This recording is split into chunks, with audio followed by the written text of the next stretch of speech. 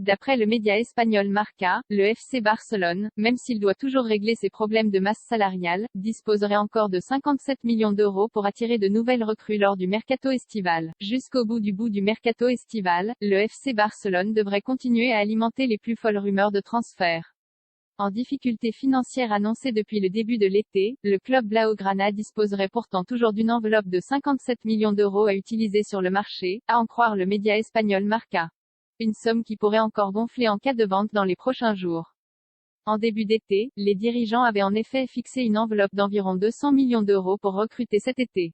Elle n'a pas complètement été utilisée sur les premières arrivées, celle de Robert Lewandowski, contre 50 millions d'euros, de Jules Koundé, 50 millions d'euros, et de Rafinha, 48 millions. Il en resterait donc une partie pour faire aboutir les derniers mouvements souhaités par Xavi, l'entraîneur de l'équipe première, qui souhaiterait à minima voir arriver un latéral gauche et un latéral droit. Une masse salariale toujours problématique. Le plus gros problème du Barça concerne encore une fois sa masse salariale, pour l'instant trop importante pour faire jouer de nouveaux joueurs en championnat. Recruté le 29 juillet dernier, Koundé n'a ainsi pu être inscrit en Liga que ce vendredi.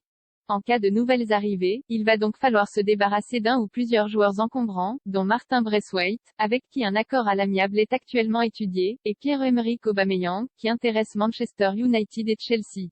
De son côté, le Barça aurait déjà ciblé quelques profils pour les joueurs de côté qu'il souhaiterait voir arriver. À droite, les noms de Juan Foyth, Villarreal, Thomas Meunier, Borussia Dortmund, et Hector Bellerin, Arsenal, ont notamment circulé, tandis qu'à gauche, la priorité reste Marcos Alonso, Chelsea.